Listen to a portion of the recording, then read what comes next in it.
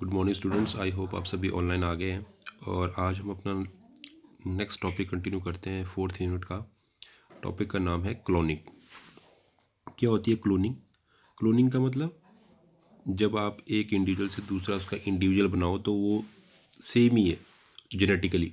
Morphological तो है, साथ साथ में जेनेटिकली भी उसका जो जेनेटिकल मेकअप है वो भी सेम टू सेम हो, तो वो कहता है क्लोन।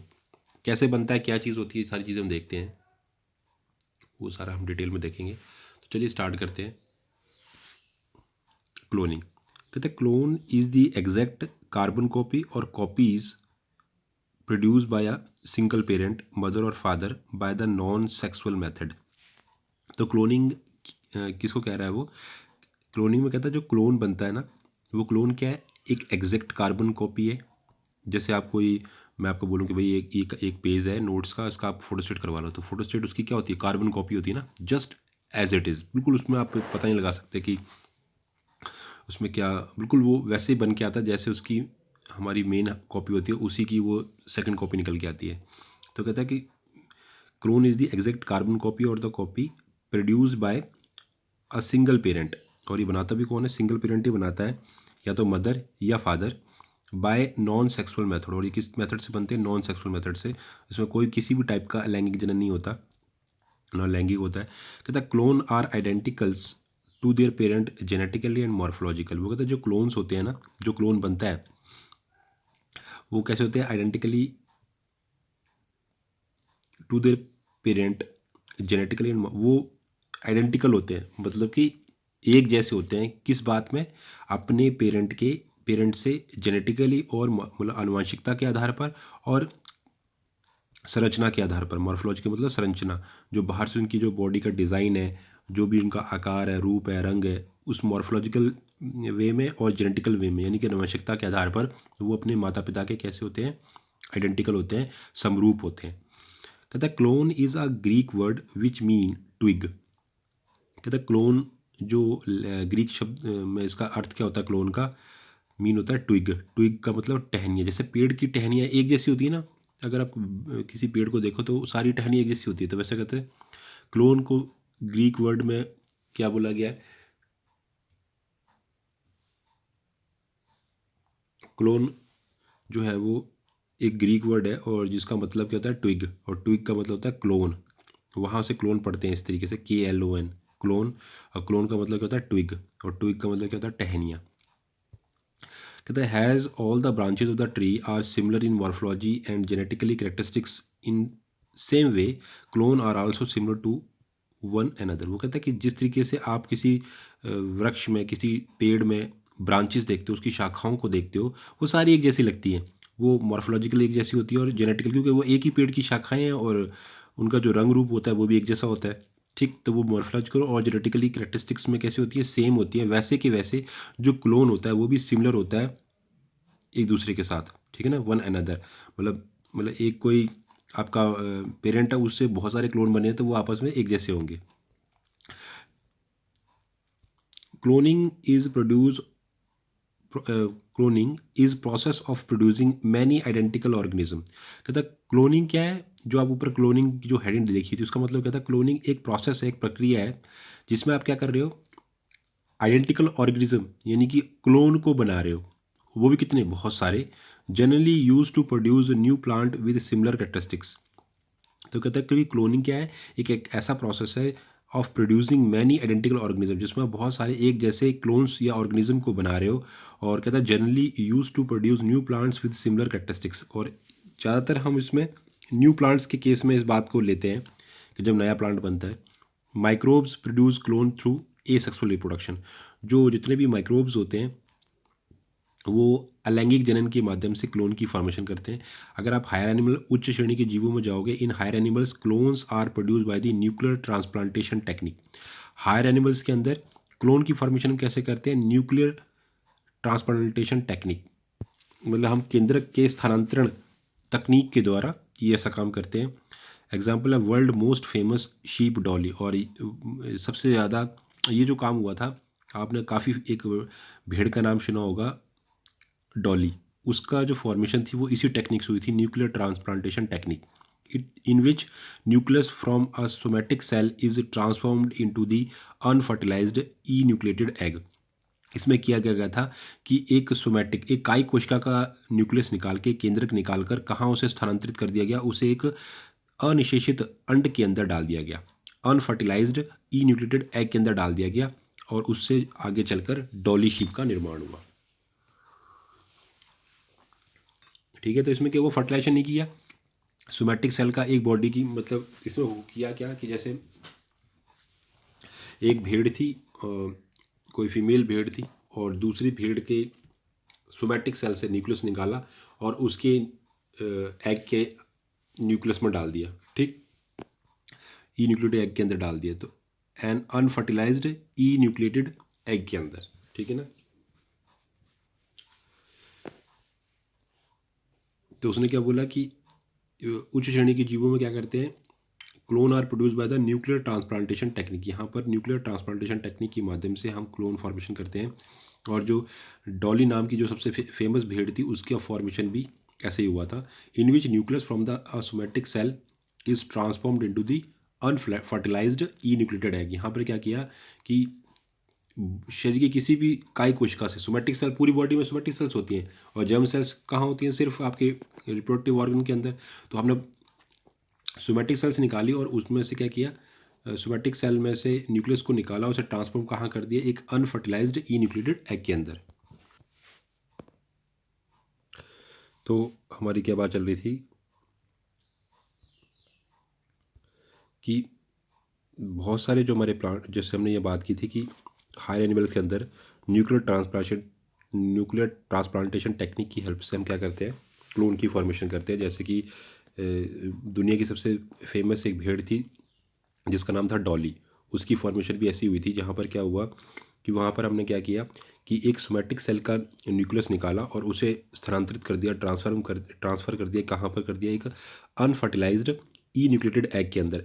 ई न्यूक्लिएटेड एग का मतलब क्या हुआ, एक ऐसा एग, एक ऐसा अंडा जिसमें से उसका न्यूक्लियस हमने निकाल दिया है, और उसके न्यूक्लियस की जगह हमने किसका न्यूक्लियस रख दिया, सोमैटिक सेल का, और इससे फॉर्मेशन किसकी हुई, डॉली की। तो ऐसी जो फॉर्मेशन होगी वो कैसा होगा, क्लोन ही बनेगा। ठीक, आगे बात करते हैं। Many plant species shows vegetative reproduction, clone are produce by a twig detached shoot. वो कहता है कि बहुत सारी जो प्लांट स्पीशीज होती है, पौधों की जातियाँ होती हैं, वो क्या शो करती है, वेजिटेटिव रिप्रोडक्शन। क्या शो करती है, वेजिटेटिव रिप्रोडक्शन। उसमें भी क्या होता है, clone are produce by a twig. तो वेजिटेटिव रिप्रोडक्शन शो करती है, और कैसे उनमें क्लोन बनता है with the help of twig, टहनी से, detach from the shoot, are similar in genotype as well as phenotype. और वो उनसे जीनोटाइप और फिनोटाइप में सेम होती है, एक्सेप्ट एनवायरमेंटल वेरिएशन। अगर आप उनके अंदर कोई भी एनवायरमेंटल अगर वेरिएशन नहीं डालते हो तो वो बिल्कुल कोई चेंज नहीं आता उनके अंदर। In higher animal showing the sexual reproduction formed a zygote after the fertilization of the egg by the spermatozoon. उस श्रेणी के जंतुओं में क्या होता है, वो क्या शो करते हैं, लैंगिक जनन शो करते हैं, फॉर्म्ड अ जाइगोट, वो जाइगोट बनाते हैं after a fertilization of the egg by the spermatozoon. जब स्पर्मेटोजोआ एग को फर्टिलाइज करता है तब जाइगोट की फॉर्मेशन होती है। Zygote differ from its parents in genotype, जबकि जो जाइगोट होता है वो जीनोटाइप के केस में अपने पेरेंट्स से कैसा होता है, डिफरेंट होता है। प्लांट के केस में नहीं होता। अगर प्लांट क्या कर रहा है, वेजिटेटिव रिप्रोडक्शन कर रहा है, तो वो जीनोटाइप और फिनोटाइप दोनों में सेम रहेगा, अगर आपने उनकी एनवायरमेंटल कंडीशंस में कोई चेंज नहीं, खासा चेंज नहीं किया है तो। लेकिन हायर एनिमल्स के अंदर क्या होगा कि जाइगोट पेरेंट्स के मामले में जीनोटाइप वाले तरीके से अलग रहेगा। ठीक, अब आगे बात करते हैं। कहते एक साइंटिस्ट थे जेबी गार्डन, 1969 में performing an experiment on frog. इन्होंने फ्रॉग के ऊपर एक्सपेरिमेंट किए थे। Destroyed nucleus of an unfertilised egg of frog by treating with UV rays and transferred the nucleus of the intestinal epithelia of the tadpole cell into the egg cell. In this experiment, a few of the many transplanted egg could develop into a tadpoles identical in genotype and phenotype to their parent. तो जेबी गर्नार्ड एक scientist थे। इन्होंने क्या किया, इन्होंने एक experiment, एक प्रयोग किया फ्रॉग के ऊपर। उन्होंने क्या किया, जेबी गार्डनर ने destroy the nucleus of the unfertilised egg. उन्होंने क्या किया कि एग के अंदर जो था, उन्होंने क्या किया, एग का एक अनफर्टिलाइज्ड एग लिया फ्रॉग का, ठीक है, फीमेल की बॉडी से, उसकी ओवरी से एक अनफर्टिलाइज्ड एग निकाला और उसके न्यूक्लियस को डिस्ट्रॉय कर दिया। ठीक, कैसे डिस्ट्रॉय किया, bye treating with UV raise, उसके ऊपर अल्ट्रा वायलेट रेज डाली, ठीक है, सूर्य की पराबैंगनी किरणें उसके ऊपर डाली, अल्ट्रा वायलेट रेज, और उससे उसका जो एग का जो न्यूक्लियस था उसे डिस्ट्रॉय कर दिया। और वो एग था भी कैसे, अनफर्टिलाइज, अभी उसकी वो अनफर्टिलाइज था, मतलब उसको उसके साथ अभी स्पर्म की मीटिंग नहीं हुई थी। ठीक, उसके बाद क्या किया, transfer the nucleus of the intestinal epithelium of the tadpole cell. फिर टेडपोल की जो इंटेस्टिनल एपिथेलियल थी, है ना, आंत की जो एपिथेलियल सेल थी, उसके न्यूक्लियस को निकाल के एग सेल में डाल दिया, into the egg cell, right. फिर क्या किया, in this experiment a few of many transplanted egg could develop. तो उन्होंने जो एक्सपेरिमेंट किया उनमें से कुछ जो जो ट्रांसप्लांटेड एग थे वो सारे के सारे टेडपोल में कन्वर्ट हो गए, और वो आइडेंटिकल थे जीनोटाइप और फिनोटाइप कंडीशन में अपने पेरेंट के जैसे। ठीक है, तो वो जीनोटिपिकली और फिनोटिपिकली सेम थे अपने पेरेंट की तरह। तो ये भी एक अच्छा एक्सपेरिमेंट था क्लोनिंग के केस में। आगे चलते हैं। N introductory story of the cloning, कि क्लोनिंग के केस में क्या क्या हिस्ट्री में काम हुआ है। तो ये ईयर है, ईयर के बाद ईयर बाई ईयर। दूसरा है नेम ऑफ द साइंटिस्ट, किसने किसने काम किया, और brief account of the experiment और रिजल्ट कैसा रहा। 1995 में मार्च के अंदर रॉसलिन इंस्टीट्यूट की जो टीम थी स्कॉटलैंड के अंदर,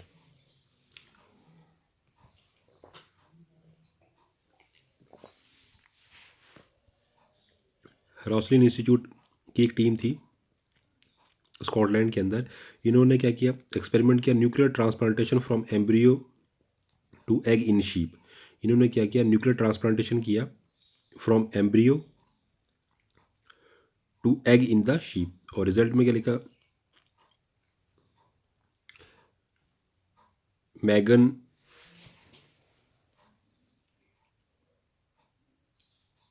मैगन and Morgan sheep born normally.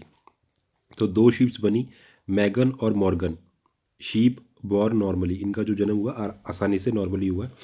फिर फरवरी में 1997 में इसी इंस्टीट्यूट के अंदर फिर से न्यूक्लियर ट्रांसप्लांटेशन किया under the cell to egg in sheep, udder cell to egg in sheep, udder cell से udder cell to egg in sheep, तो उससे डॉली शीप का जन्म हुआ।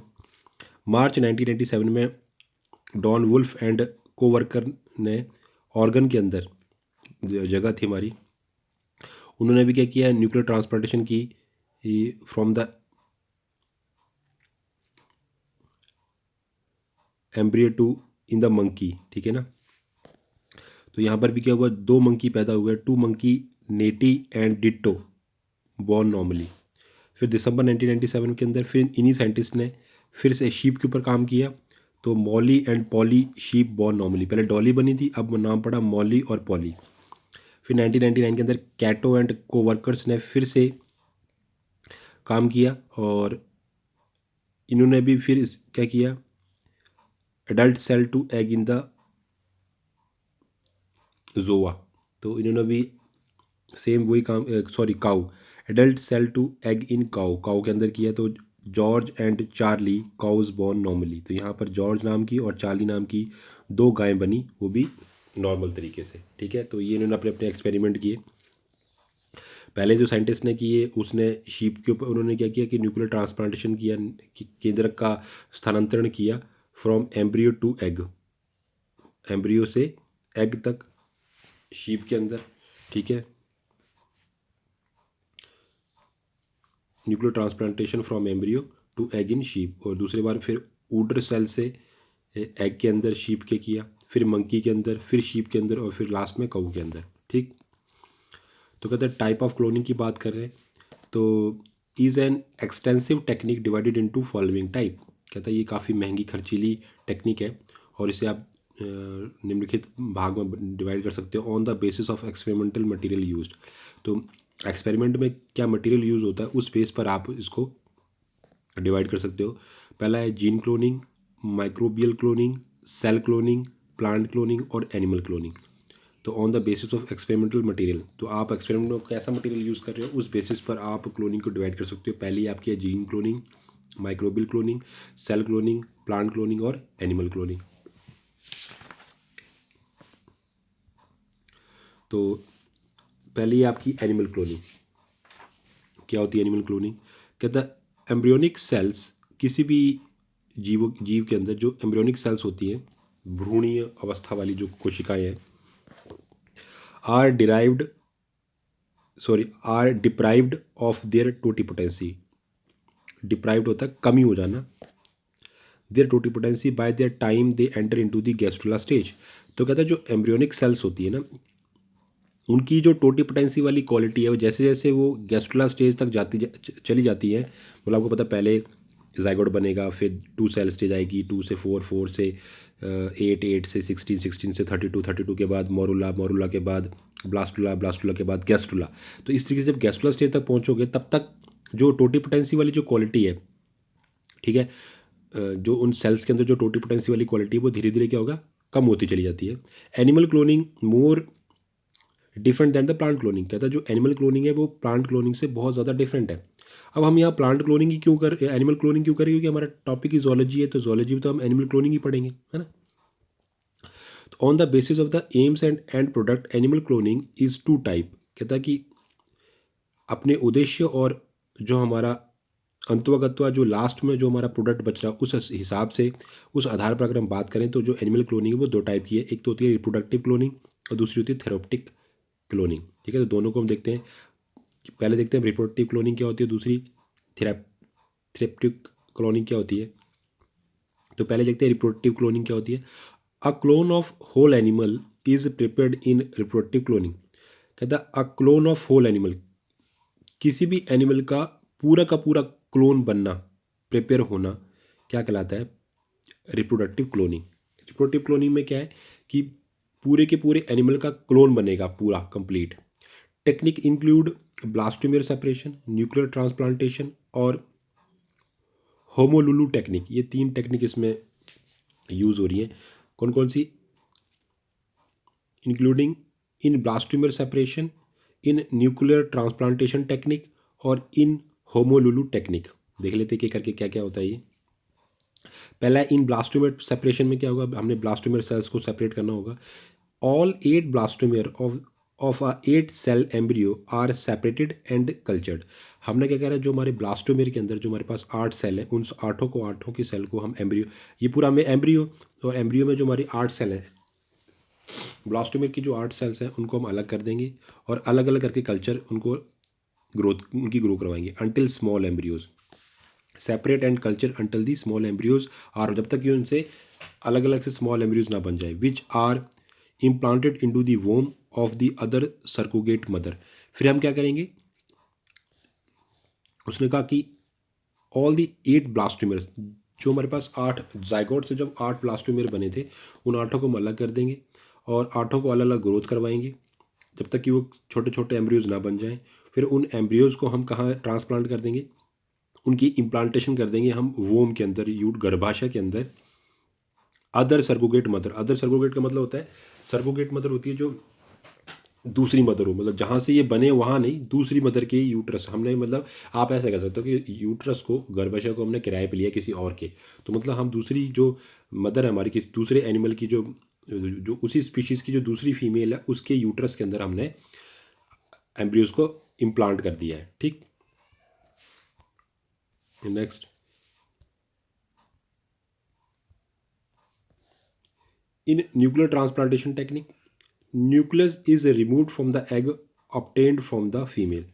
तो कहता है हमने क्या किया है, न्यूक्लियस को क्या कर दिया, रिमूव कर दिया है, मतलब एग के अंदर से केंद्र को निकाल दिया है, फ्रॉम द फीमेल, जो हमें फीमेल से मिला था। After then nucleus of the,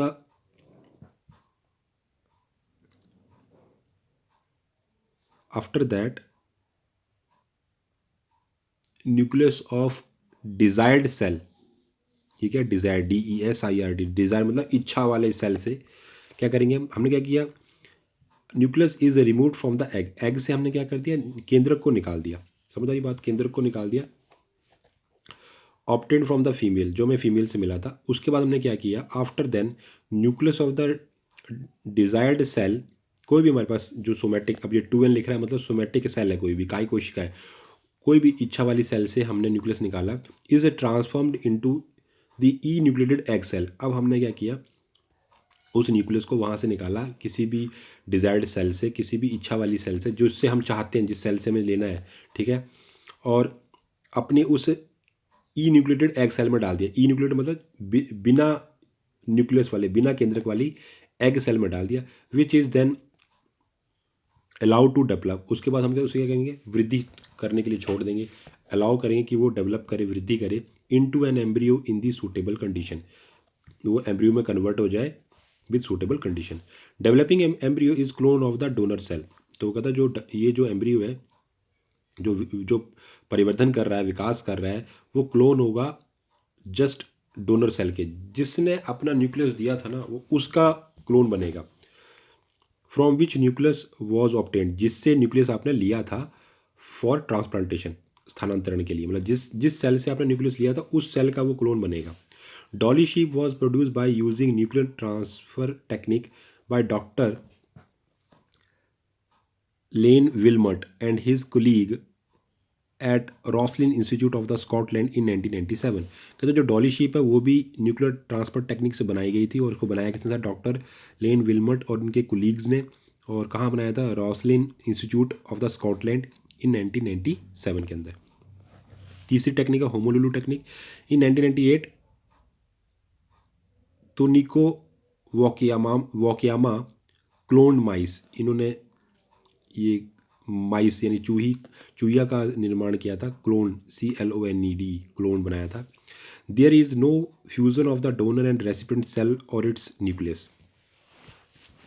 तो दो टेक्निक हमने देख ली, एक तो ब्लास्टोमेर सेपरेशन, दूसरी थी न्यूक्लियर ट्रांसप्लांटेशन वाली, और तीसरी है होमोलुलु टेक्निक। इसमें क्या, there is no fusion of the donor and recipient cell, यहाँ पर कोई फ्यूजन नहीं होगा, ना तो डोनर और रेसिपिएंट सेल और इट्स न्यूक्लियस।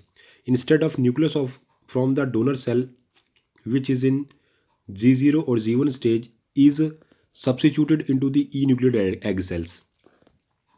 उसे क्या करेंगे हम, उसने कहा कि इसके बजाय हम क्या करेंगे, जो हमारे डोनर सेल का न्यूक्लियस है, जब वो कौन सी स्टेज में होगा, G0 या G1 स्टेज, मतलब जब वो डिवीज़न नहीं कर रहा है तब उस वाली स्टेज में होगा, इज सब्सिट्यूटेड, उसे हम सब्सिट्यूट कर देंगे into the enucleated egg cell, जो हमारे बिना केंद्रक वाला जो एग सेल है उसके अंदर।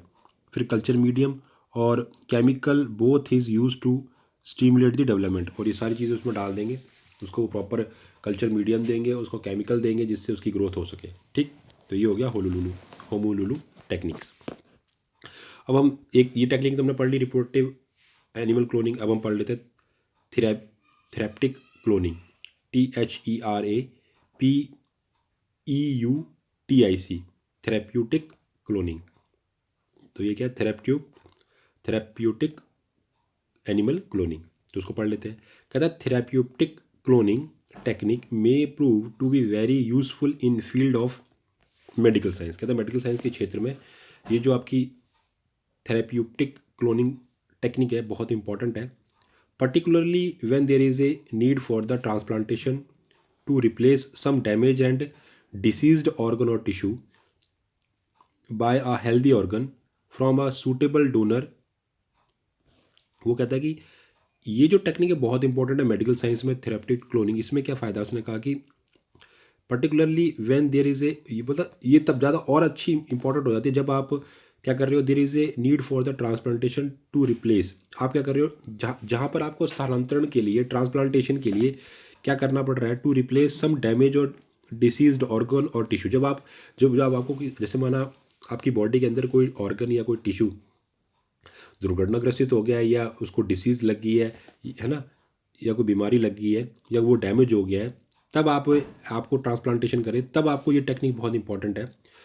और इसके लिए बाय हेल्दी ऑर्गन, आपको एक हेल्दी ऑर्गन चाहिए फ्रॉम अ सूटेबल डोनर, एक अच्छे डोनर से, जो स्वस्थ डोनर है उससे आपको एक हेल्दी ऑर्गन चाहिए। In such condition if the cells from the patient himself are taken and culture to form a desire organ. बोलता है इस कंडीशन में हम क्या करते हैं, if the cell from the patient, हम पेशेंट से सेल निकालें उसकी खुद की और उसका कल्चर करें, उसे कल्चर करें टू फॉर्म ए और डिज़ायर ऑर्गन भी बना सकते हैं। The organ develop in such manners और organ cloning will be easily acceptable by the patient. और अगर आप ऐसा कर रहे हो और अगर आप उसी की बॉडी से ऑर्गन बना ले रहे हो तो जो नया ऑर्गन बनेगा ना वो ईजिली एक्सेप्टेबल हो जाएगा पेशेंट के थ्रू। क्योंकि जब हम ट्रांसप्लांटेशन करते हैं ऑर्गन्स की तो ज़रूरी नहीं होता कि वो ऑर्गन मैच करे सामने वाले रेसिपिएंट को, है ना। डोनर तो देने के लिए तैयार है लेकिन रेसिपिएंट को वो एक्सेप्ट होना चाहिए। लेकिन अगर आप पेशेंट की बॉडी की सेल से निकाल के ऑर्गन बनाएंगे तो वो इजीली एक्सेप्टेबल होगा क्योंकि वो उसी की बॉडी से बना है तो वो मैच करने में ज़्यादा दिक्कत नहीं होगी। अ number of disease like Parkinsonia, Alzheimer, diabetes, and disease related with kidney will possibly cured in future by the application of cloning technique। वो कहता है कि बहुत सारी बीमारियां हैं जैसे कि पार्किंसोनिया, अल्जाइमर, डायबिटीज़ और जो किडनी से रिलेटेड जितनी भी बीमारियां हैं पॉसिबली बी क्योर्ड, हम इसको निश्चय इसको हम क्या कर लेंगे, इसका उपचार कर लेंगे कैसे, भविष्य में with the application of cloning technique. ये जो हम क्लोनिंग टेक्निक्स पढ़ रहे हैं इनकी जो एप्लीकेशन है उनकी हेल्प से। अब बात करते हैं advantages of the cloning. Cloning की क्या क्या हमें विशेषता है, एडवांटेज है, क्या क्या फ़ायदे हैं। कहता है technique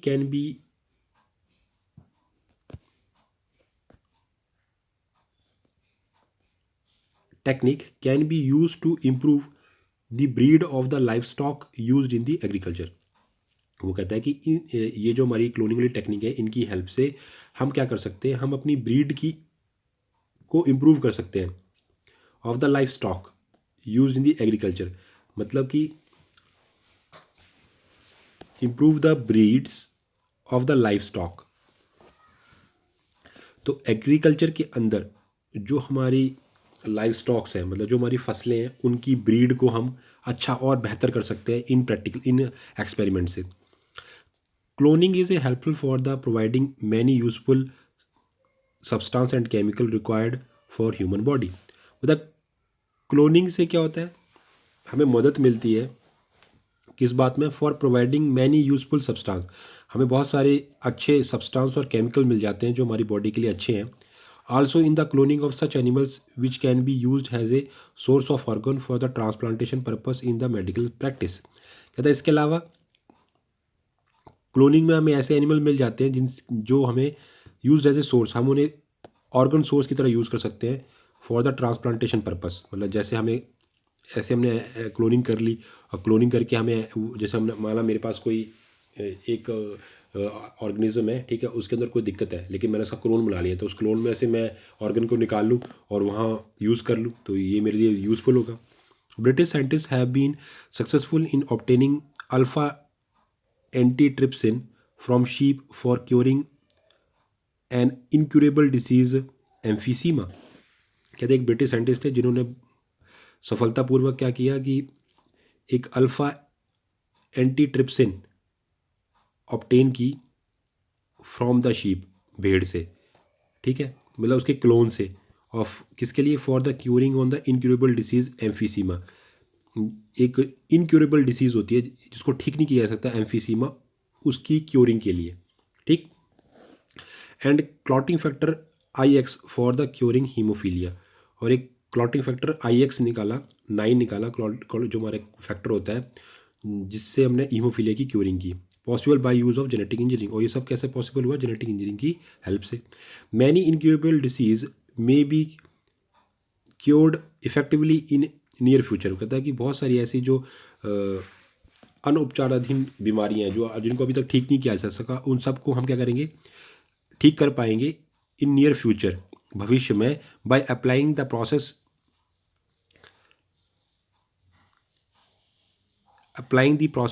relating with cloning and genetic engineering, जो हम इन क्लोनिंग और जेनेटिक इंजीनियरिंग की हेल्प से कर सकते हैं।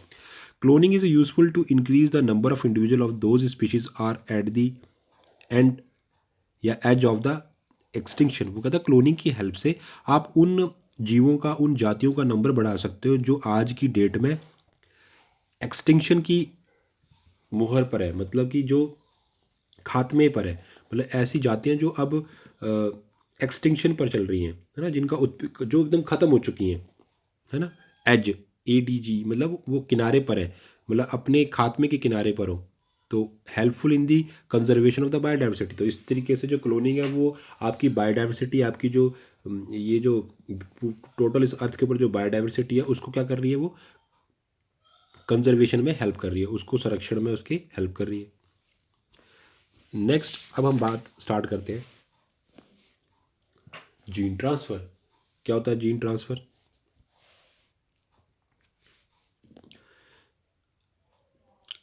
The transfer of the desired gene from one generation into another is an important aspect of the genetic engineering. क्या होता है जीन ट्रांसफ़र? कहता है जीन ट्रांसफ़र का क्या अर्थ होता है कि transfer of the desire gene from one generation into another, अपनी इच्छा वाले डिज़ायर जीन का ट्रांसफ़र करना एक जनरेशन से दूसरी जनरेशन में is an important aspect of the genetic. ये जेनेटिक इंजीनियरिंग का एक बहुत इंपॉर्टेंट एस्पेक्ट है, उद्देश्य है। Gene transfer involve the essentially 3 stages. वो कहता है जो जीन ट्रांसफ़र है मेनली 3 स्टेजेस होती हैं इसको, उसमें इन्वॉल्व होती हैं। पहला है isolating a useful DNA segment from the donor organism. सबसे पहले आप जो डोनर ऑर्गेनिज्म है जो दे रहा है उसमें से आप यूजफुल DNA सेगमेंट को पहले तो क्या करो, आइसोलेट करो, अलग करो। उसके बाद inserting it to the suitable vector, उसके बाद उसे आप इंसर्ट करो, डाल दो किसी सूटेबल वेक्टर के अंदर। Then splicing of these altered DNAs into the recipient organism or the host cell। फिर क्या करो, splicing of this altered DNAs, फिर आप उसे काटो, जो ये बदला हुआ DNA into the recipient organism or the host cell। ठीक, the cell to being making the appropriate product। उसके बाद क्या होगा, जो आपकी सेल है वो आपकी अकॉर्डिंगली वो प्रोडक्ट बनाएगी। कहते हैं gene transfer is achieved by 2 kind of the transfer method. बोलते हैं आप ये जो जीन ट्रांसफ़र कर रहे हो, ये जो आपका उद्देश्य है, ये आपको 2 मेथड से या 2 तरीक़ों से प्राप्त हो सकता है। पहला है indirect method through the vector और कैरियर्स, और दूसरा है डायरेक्ट और वेक्टर लेस ट्रांसफ़र मेथड। तो कहता है एक तो है इनडायरेक्ट मेथड जिसमें आप वेक्टर या कैरियर का यूज़ लेते हो, और एक होता है डायरेक्ट और वेक्टर लेस ट्रांसफ़र मेथड। ठीक, तो क्या होता है देख लेते हैं दोनों को हम। तो पहला आपका आ गया, ए पॉइंट है gene transfer through the vector, जब वेक्टर के में यूज़ लेना पड़ता है।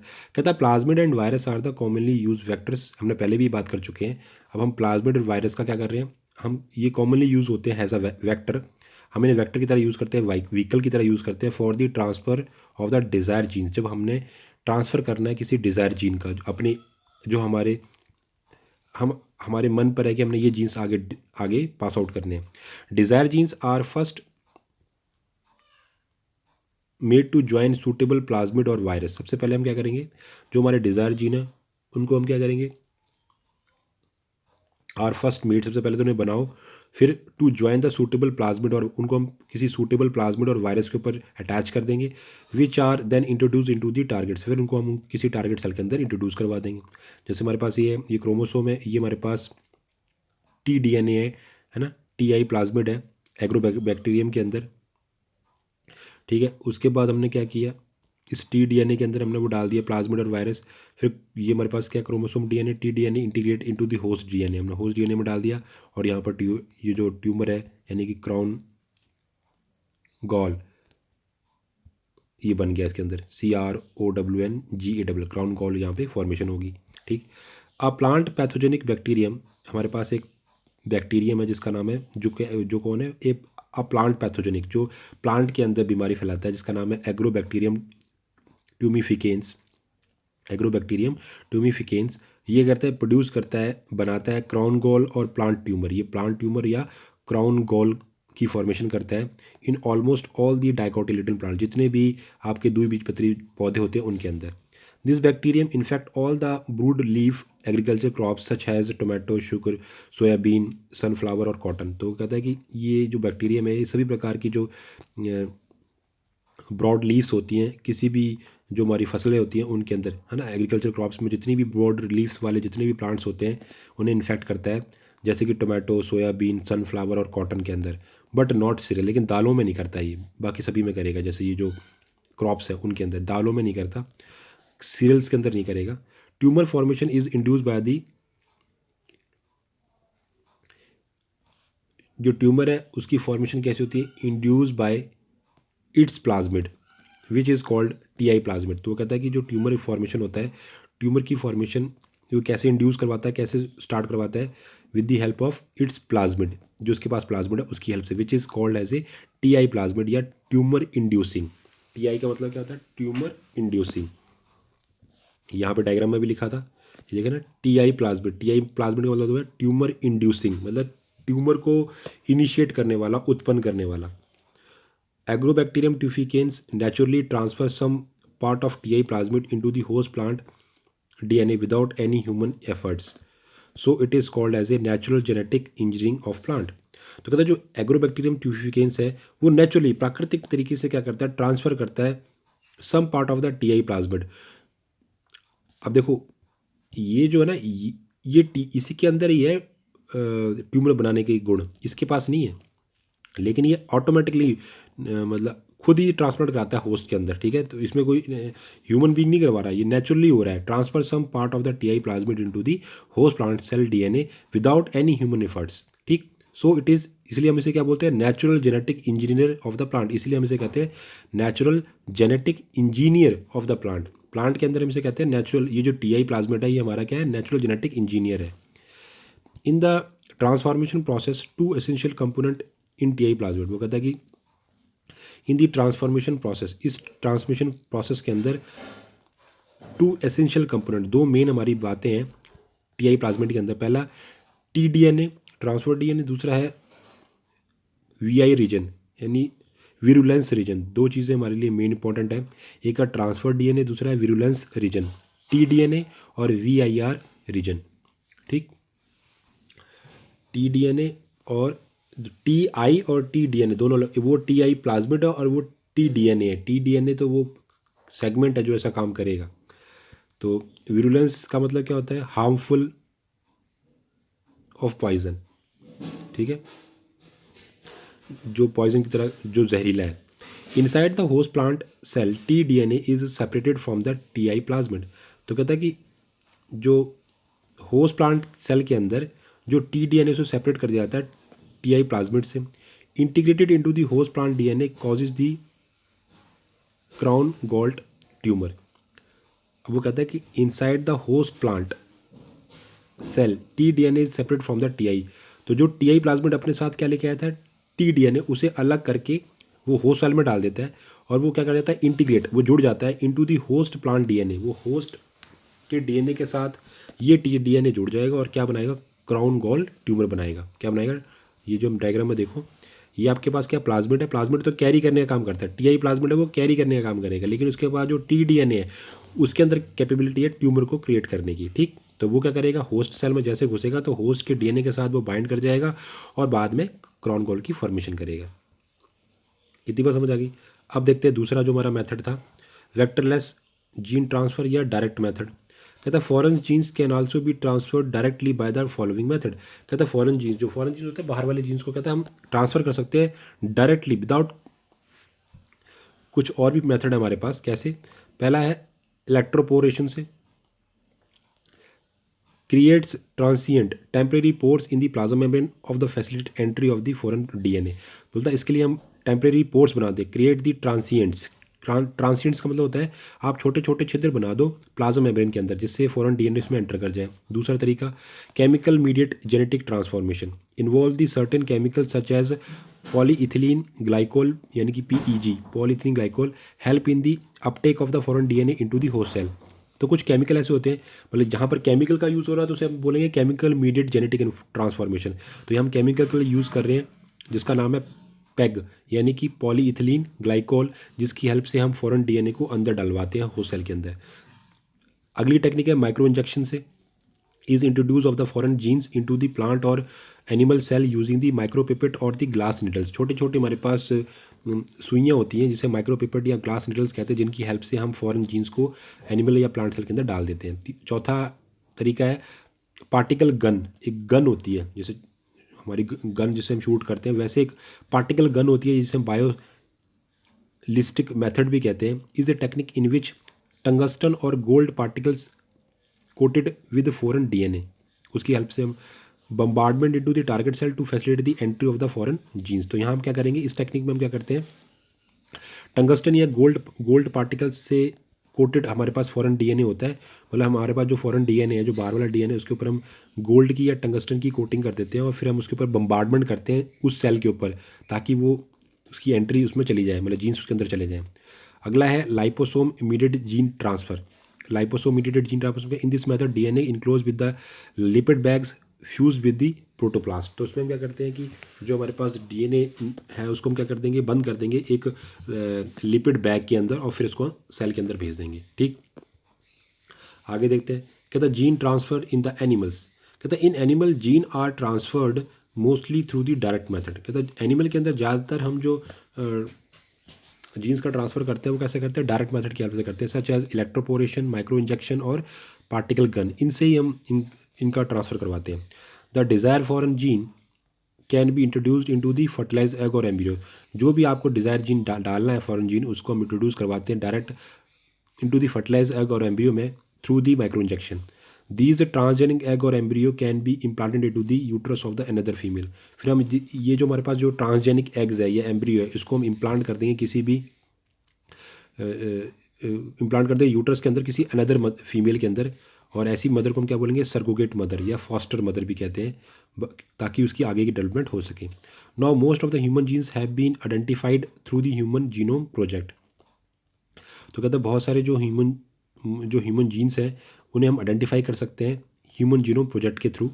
It is hoped that a number of human genetic disorder such as Alzheimer, cancer, haemophilia, thalassaemia और बहुत सारी जो सिस्टिक फाइब्रोसिस, ये सब, इन सब की जो रोकथाम है, can be cured through the insertion of the correct genes into this patient. तो कहता है कि ऐसा हम आशा रखते हैं कि ह्यूमन के अंदर जो बहुत सारी जो आनुवंशिक जो डिसऑर्डर्स है, बीमारियां हैं, आनुवंशिकी जो जितनी भी आनुवंशिकता से जुड़ी हुई जो भी बीमारियां हैं, जैसे कि अल्जाइमर, कैंसर, कहते हैं हीमोफीलिया, थैलेसीमिया, सिस्टिक फाइब्रोसिस, ये सारी की सारी ठीक हो सकती हैं जब आप insertion of the correct gene, जब आप एक सही जीन्स को इंसर्ट कर पाओगे इनटू दी पेशेंट, उस पेशेंट के अंदर जिसमें ये बीमारी है। ठीक, तो थैंक यू सो मच, आज के लिए इतना ही। नेक्स्ट क्लास में हम आगे कंटिन्यू करेंगे जेनेटिक इंजीनियरिंग को। Thank you so much.